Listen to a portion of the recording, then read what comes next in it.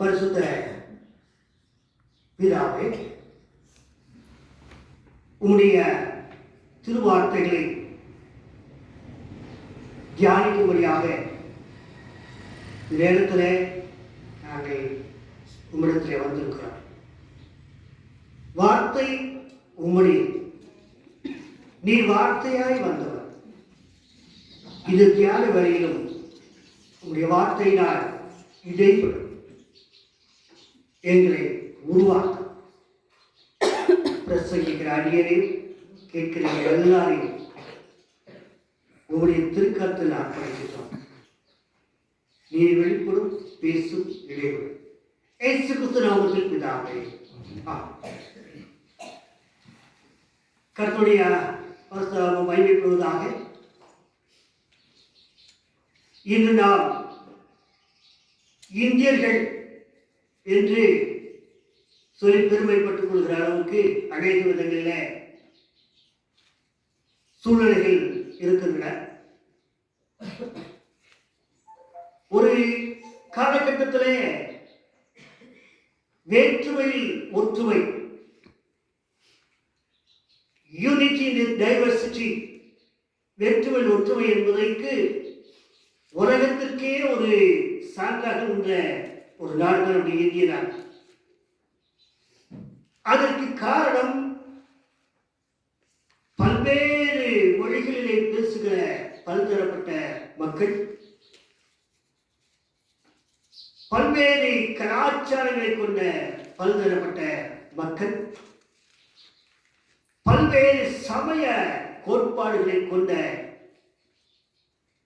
மக்கள் இந்த தேசத்தில் இருக்கிறார்கள். எந்த வகையில் பார்த்தால் பலவிதமான கலாச்சாரங்கள், மொழிகள், எதுதையோ சொல்லலாம், சமயம், எல்லாவற்றிலும் வேறுபாடுகள் இருந்தாலும் நாம் இந்தியர்கள் என்ற ஒற்றுமை இந்த உலகையே ஆச்சரியப்பட வைத்தது.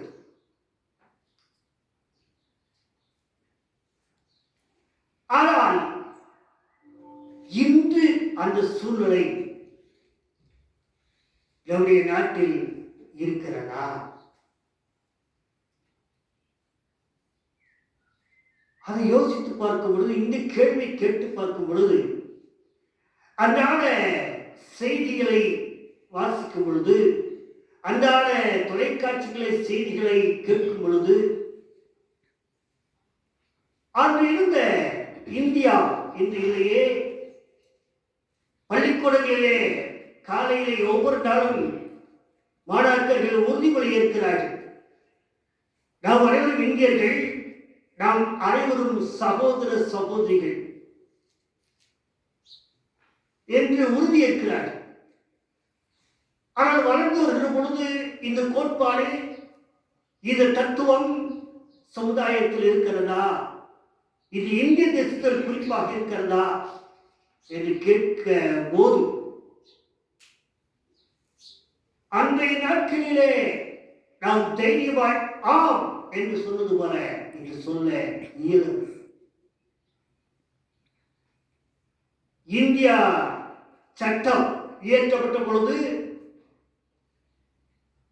அதிலே இந்தியா ஒரு சமய சார்பின்மை நாடு. India is a secular country. எந்த சமயத்தையோ மதத்தையோ சார்ந்தது அல்ல என்ற அடிப்படையில் தான் இந்திய தேசிய சட்டம் உருவாக்கப்பட்டது. ஆனால் பிற்காலங்களிலே அவைகளுக்கும் முக்கியத்துவம் கொடுக்கப்படாமல் மாறிக்கொண்டே வந்த இந்த அமைப்பு இப்பொழுது அது இன்னும் சற்று மோசமான நிலையிலே இருக்கிறதை நாம் காண முடிகிறது. கடந்த சில நாட்களுக்கு முன்பதாக ராஜஸ்தானிலே கட்டாய மதமாற்ற சட்டம் நிறைவேற்றினார். அத்தோடு கூட இந்தியாவிலே 12 மாநிலங்களிலே இதுவரை கட்டாய மதமாற்ற சட்டம் என்ற ஒரு சட்டம் மாநில உரிமையை பயன்படுத்தி 12 மாநிலங்களே ஏற்படுத்தியிருக்கிறார். அடுத்து மகாராஷ்டிராவில் வரப்போகிறது என்று சொல்கிறார். இப்படி ஒவ்வொரு வட மாநிலங்களும் போட்டி போட்டுக்கொண்டு கட்டாய மதமாற்ற சட்டம் என்ற ஒரு சட்டத்தை கொண்டு வருகிறார். அதிலேயே சொல்லப்பட்டிருக்கிறது, கட்டாய அப்படிங்கிற வார்த்தைக்கு முன்னுரிமை கொடுக்காமல் எல்லாரும் யார் மதம் மாறினாலும் அது கட்டாயமான மதமாற்றம் என்று அது புகார் கொடுக்கிறார்கள். காவல் நிலையத்திலே புகார் கொடுத்தவர்கள் எந்த விசாரணையும் இல்லாமல்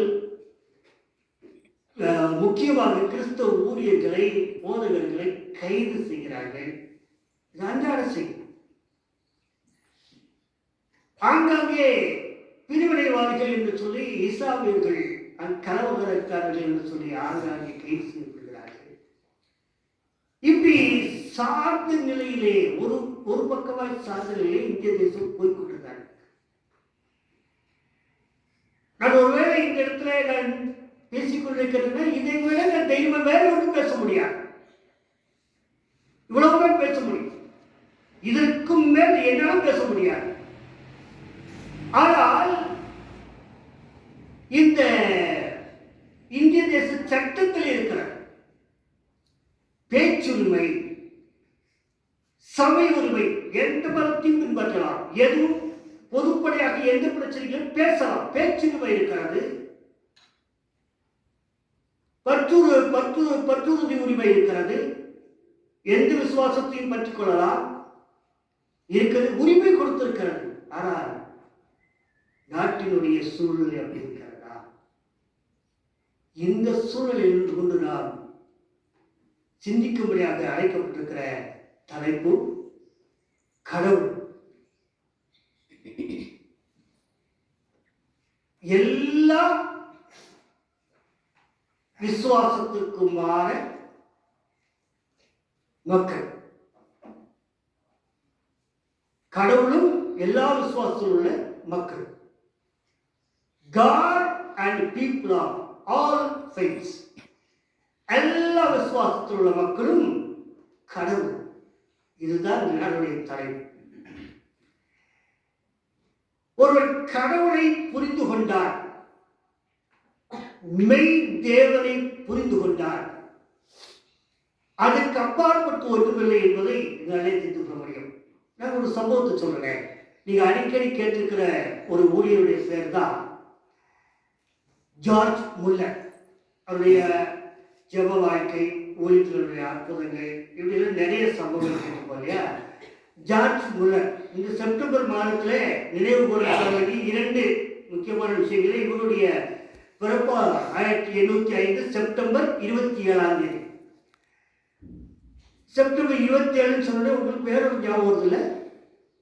தென்னிந்திய திருச்சபையுடைய நாள், தென்னிந்திய சிஎஸ்ஐ டே வருகிற 27 தென்னிந்திய திருச்சபை நாள், சிஎஸ்ஐ டே. அதுக்காக நிகழ்ச்சி வைத்துக் கொள்கிறேன்.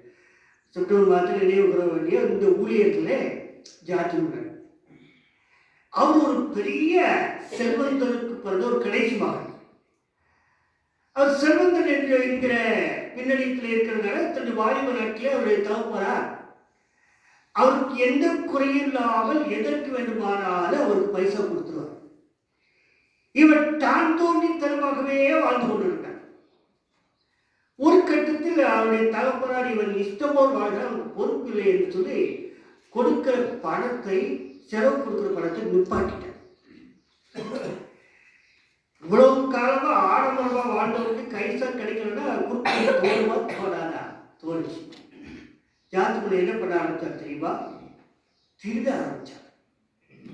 ஜாத்துக்குள்ளை பற்றி இப்படி ஒரு பின்னணி இருக்கிறார். திருட ஆரம்பிச்சார். பழங்கால திருடன் ஒரு நாள் அகப்படுவாங்க.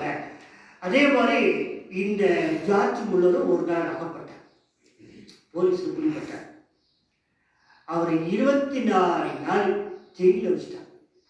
24 நாள் ஜெயிலில் இருந்தவர் தான் ஜார்ஜ் முல்லர். அதுக்கப்புறமா அவர் கொஞ்சம் தப்படுற குற்றுணர்வோடு கூட வந்தார். அங்கே சமீபத்தில் அந்த காலகட்டத்தில் ஒரு பெரிய ஒரு கன்வென்ஷன் நடந்தது.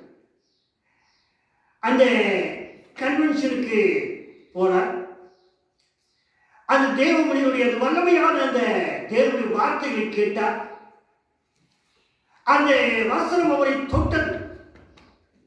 நான் பாவி இவ்வளவாக பெரும்பாலே வாழ்ந்து விட்டேன் என்று தன்னுடைய வாழ்க்கையை அந்த கூட்டத்தில் தானே அவர் அர்ப்பணித்தார். ஜார்ஜ் முல்லர் தன்னுடைய வாழ்க்கையை தேவனுடைய ஊழியத்திற்கு அர்ப்பணித்தார். அன்று துவங்கி தன் காலம் முடியும் வரை, அதாவது 90வது வயதில்தான் அவர் இறந்தார். அந்த 90 வயது வரை தேவனுக்காக கனிவு அவருக்கு தன்னை தெரிந்து கொண்டு நேசித்த கடவுள் யார் என்று அவர் விசுவாச வாழ்க்கைக்குள் வந்த பிறகு 73 வருடங்கள் தேவன் ஊழியம் செய்தார். இந்த 73 வருடங்களிலே ஞாபகத்தில் வைத்துக் கொள்ள முடியாத வைத்துக் கொள்ள 73 வருடங்கள் ஊழியம் செய்தார். 73 ஆண்டுகளிலே 14 மிஷனரி பயணங்கள்.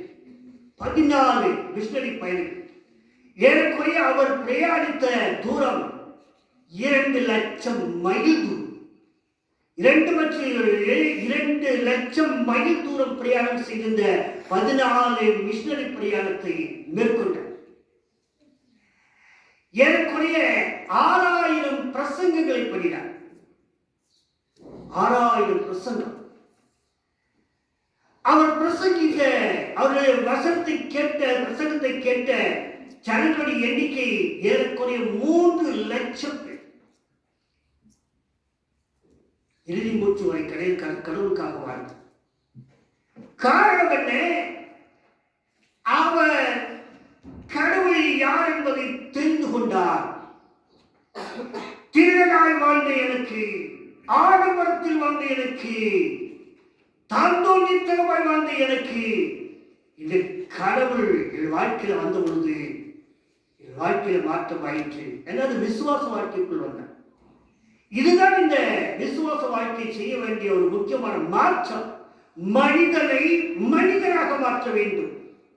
விசுவாசம் மனிதனை தீவிரவாதியாக மாற்றக்கூடாது. மனிதனை மனிதனாக மாற்ற வேண்டும். அதுதான் முக்கியம். முதலாவது வேத பாடத்திலே ஆண்டவர் கற்றுக் கொடுக்கிற பாடம், கடவுள் எல்லாருக்கும் மாறும். ஆமோஸ் 9ஆம் அதிகாரத்திலே வேத பாடமாக 1 to 12 வரை உள்ள பகுதியிலே 6 வசனங்களிலே எகிப்திலிருந்து இந்த இஸ்ரவேல் ஜனங்களை எப்படி நான் மீட்டுக் கொண்டு வந்தேனோ அதே போல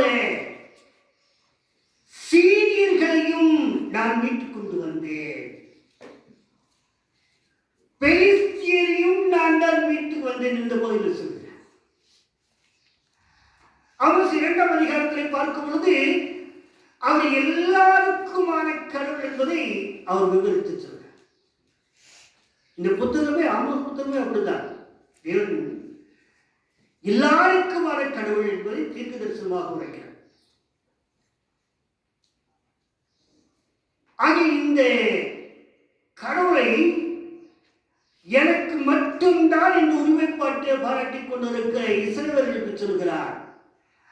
சீரியர்களையும் நான் பாதுகாத்திருக்கிறேன், பெலிஸ்தியரையும் நான் விடுவித்திருக்கிறேன், உங்களை எகிப்திலிருந்து விடுவித்தது போல அவர்களையும் விடுவித்திருக்கிறேன்.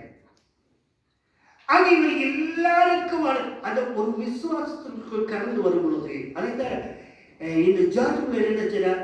எனக்கான ஆண்டவரை தனக்குள் வைத்துக் கொள்ளாமல் இது இந்த உலகத்துக்கான கடவுள். அது மற்றொரு வேறொரு குறிப்பு கூட இருக்கிறது. இந்த 14 மிஷனரி பணியாளர்கள் சொல்லல, அதில் அவர் கடந்து சென்ற நாடுகளின் எண்ணிக்கை 43 நாடுகள். நினைச்சு பார்க்க முடியல, ஊழியத்துக்காக 43 நாடுகள். இந்த ஒவ்வொரு நாட்டுக்கு நாடு கலாச்சாரம் வித்தியாசப்படும், மத கொள்கைகள் வித்தியாசப்படும். ஆனால் ஆண்டவர் படைக்கும் பொழுது அப்படி படைக்கிறார். அவர் ஆணும் பெண்ணுமாக படைத்தார். 2 பேரை மட்டும் படைக்கிறார். படைத்து அதற்கு பின்பதாக அவர்களுக்கு சந்ததி உருவாகிறார்கள், தவறு செய்கிறார்கள், சிதறண்டு போகிறார்கள், பல்வேறு பகுதிகளுக்கு போகிறார்கள். ஜனத்தொகை பெருகிக் கொண்டே வருகிறது. இந்த பூமியிலே பாவம் பெறுகிறது. நோவாவின் காலம் வரும் பொழுது நோவாவையும் அவருடைய குடும்பத்தாரை மட்டும் வைத்துவிட்டு இந்த மனுக்குலத்தையும் கத்த தண்ணீரினால் அழைத்து விடுகிறார். நோவா, நோவாவுடைய மனைவி, அவருடைய பிள்ளைகள் சேம், காம், யாபேத், இந்த 3 பேர் இருக்கிறார்கள். இவருடைய மனைவி. இவர்கள் இந்த 3 பேரும் சேம், காம், யாபேத் 3 பேரும் வெவ்வேறு திசைகளுக்கு போகிறார்கள். இவர்கள் சென்ற திசைகளைத்தான் ஒரு பக்கம் அவர்கள் ஐரோப்பியா, இந்தோ ஐரோப்பியா பகுதிகளுக்கு கடந்து சென்றார். சேம், காம் அவர் ஆப்பிரிக்கா போன்ற பகுதிகளுக்கு கடந்து சென்றார். யாபேத் அவர்தான் இந்த மேற்கு ஆசியா, இந்தியா போன்ற நாடுகளுக்கு வந்தார். யாபேத்துடைய வழிமுறையில் தான் யூத குலம் வந்தது. யூத குலத்தில் தான் ஆண்டவராகிய இயேசு கிறிஸ்து வந்தார்.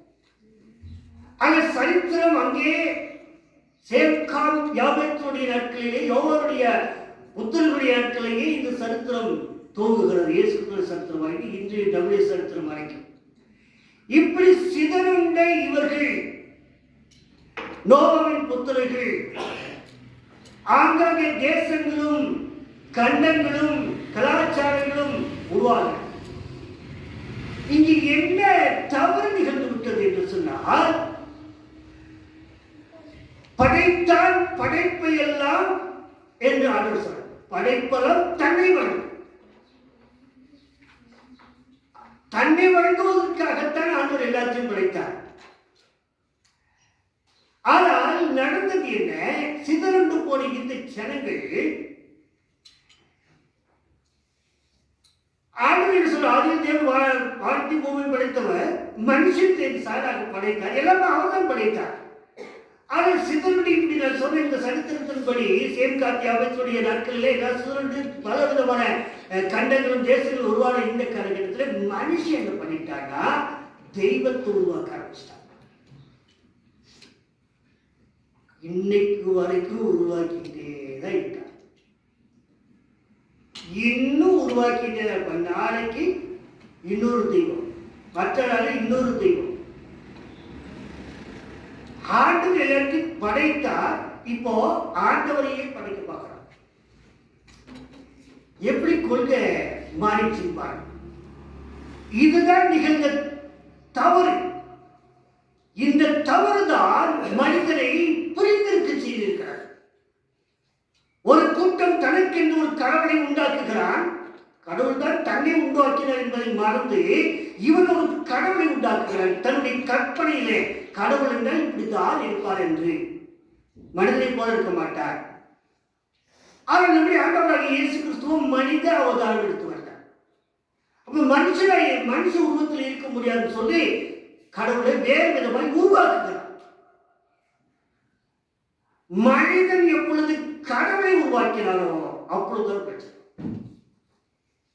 உணர்ந்து கொள்ள வேண்டியது, கடவுள் தான் நம்மை படைத்தார். அந்த கடவுளை புரிந்து கொண்டால் எல்லாம் மனிதனாகிடுவார்கள். ஆக முதலாவது சொல்கிறேன், கடவுள் எல்லாருக்கும் அவன் சொல்லிதான் நமக்கு கற்றுத் தருகிறார். இரண்டாவதாக ரோமர் 2ஆம் அதிகாரத்தில் 17 21 உள்ள உள்ளடங்கிய பகுதி சொல்கிறாரே, இந்த கோட்பாடுகள், கடவுளை பற்றி நாம் உருவாக்கின கோட்பாடுகள் அல்ல. அந்த மதம் என்பது நியாயப்பிரமாணம் என்பது மனித ஒழுங்கின்படி வாழ்வதற்காக ஆண்டவர் கொடுத்திருக்கிறார். ஆனால் அதை தனக்கு சாதகமாக பிடித்துக் கொண்டு ஒரு யூத ஜனங்களை அவர் கடிந்து கொள்கிறார். அதில் தனக்கு சாதகமாக பிடித்துக் கொண்டு இன்று நாம் சில நேரத்தில் நமக்கு சில வசதிகளை நமக்கு சாதகமாக எடுத்துக் கொள்கிறோம் அல்லவா? அதுபோல அதல்ல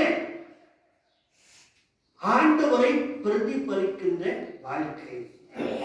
விசுவாச வாழ்க்கை என்பது நான் கடவுளை வைத்திருக்கிறேன் என்று சொல்லும் பொழுது அந்த கடவுளை தன்னுடைய அன்பினாலே வெளிப்படுத்த வேண்டும் என்று சொல்ல. கடவுள் அன்பாகவே இருக்கிறார். 1 யோவான் 4ஆம் அதிகாரத்தில் நமக்கு எல்லாத்துக்குமே தெரியும், God is love. தேவன் அன்பாகவே இருக்கிறார். நமக்கு தெரியும் தேவன் இந்த உலகத்தின்பால் அன்பு கொண்டபடியினாலே அவர் தன்னுடைய ஜீவனையே கொடுத்தார். அதுக்கு காரணம் என்ன? இந்த உலகத்தின்பால் நம்மீது அவர் அன்பு வைத்தார், தன்னையே வழியாக கொடுத்தார், அன்பு வைத்தார். அப்படியே விசுவாச வாழ்க்கை, விசுவாசம் என்பது பிரிவினைகளை ஏற்படுத்துவதில்ல, சமயவாதம் அல்ல, தீவிரவாதம் அல்ல, ஏற்றுக்கொள்வது, அரவணைப்பது, ஆதரிப்பது, மற்றவர்களை அங்கீகரிப்பது, சுருக்கமாக மனிதராக வாழ்வது, கடவுளை பிரதிபலிப்பது. இயேசு கிறிஸ்துவை நம்மிலே ஒருவர் காண வேண்டும். மூன்றாவது இந்த விசுவாச வாழ்க்கை என்பது அந்த எந்த விசுவாசத்தில் இருக்கிறோமோ அந்த கடவுளை அப்படியே பின்பற்றும். நம்ம சபைக்கு அழகான பேர் நல்ல மீட்பர் ஆகும். வேத பகுதியிலே வாசிக்கும்போது கூட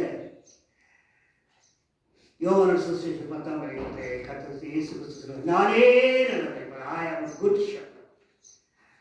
நானே நல்ல மீட்பர். சும்மா மீட்பர் சொல்லல, I am shepherd, சும்மா சொல்லல, good shepherd, நல்ல நல்ல மீட்பர். அப்படி ஒரு நல்ல மீட்பர் இருக்கும் பொழுது ஆடுகள் ஆகிய நாம் அப்படியே அவருக்கு பின் செல்ல வேண்டாம். அவ்வளவுதான். ஓ வழி தப்பு, ஏ வழி தப்பு, நான் சொல்றது தப்பு, நீ சொல்றது தப்பு, இன்னார் சொல்றது ரைட்டு, இந்த வழிதான், அது எதுவுமே கிடையாது. அவரே ஆண்டவரே சொல்லிட்டார், நானே வழியும் சத்தியமும் ஜீவனுமாய் இருக்கிறேன், நான் தான் வழின்னு சொல்லிட்டேன். இதே யோவானுடைய சுவிசேஷம் பார்த்தோம், நானே வாசல்னு சொல்லிட்டேன். அவர் வழியாகத்தான் எல்லாமே இருக்கிறது. நம்முடைய போராட்டம் எதற்கான போராட்டம்? நித்திய ஜீவனுக்கான போராட்டம்.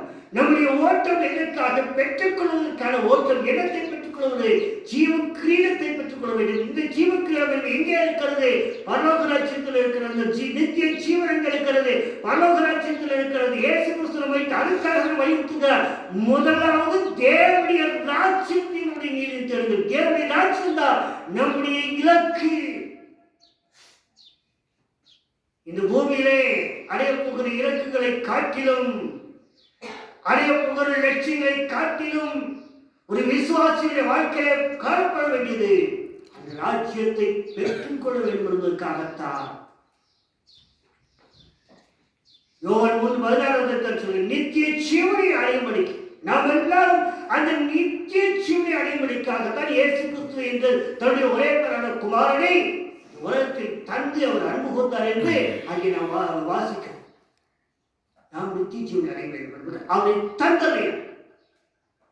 ஆக இந்த விசுவாச வாழ்க்கை என்பது வேறுபடுத்தி வாழ்வதல்ல, ஒன்றுபட்டு வாழ்வு. என்று சொன்னார், ஒன்றாவது அவர் எல்லாருக்குமான தேவனாக இருக்கிறார், அதை விசுவாசிக்கிறது. அந்த எல்லாருக்கும் தேவனாக இருக்கிறவரை நம்முடைய வாழ்க்கையை வாழ்ந்து காட்ட வேண்டும். கோட்பாடுகள் மட்டும் பத்தார், தத்துவம் பத்தார், வாழ்ந்து காட்ட வேண்டும். இரண்டாவது, மூன்றாவதாக அவரையே பின்பற்ற வேண்டும். யார் தன்னுடைய விசுவாசத்தை ஏற்றுக்கொண்டார், ரட்சிக்கப்பட்டார், மற்றவர்கள் மாதிரியே இருக்கிறார். அந்த உரிமை நமக்கும் கொடுக்கிறார். நாம் விசுவாசத்தில் இருக்கிறோம். அநேகர் இதே விசுவாசத்துக்குள்ளாக நாமும் வழிநடத்த வேண்டும்.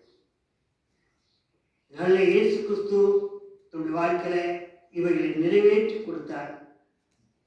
அதற்கு அந்த நித்தியை அடையவழிக்காத அவரே தந்துள்ளார். அதை ஒவ்வொரு மாதமும் நாம் திருவிருந்து மூலமாக நினைவு கூறுகிறோம்.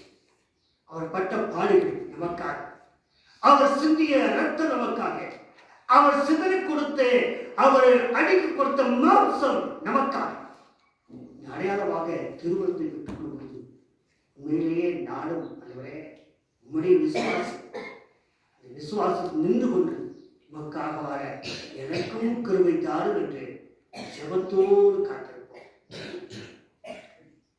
கர்த்தர் நிச்சயமாய் விசுவாச வாழ்க்கையில நல்ல போராட்டம், நல்ல ஓட்டத்தை பெற்றுக்கொள்ளத்தக்கதாக கர்த்தர் நிச்சயமாக நமக்கு கருவை தரும். இந்த திருவார்த்தைகளால் கர்த்தர் ஒவ்வொருவரையும் ஆசீர்வதிப்பாராக.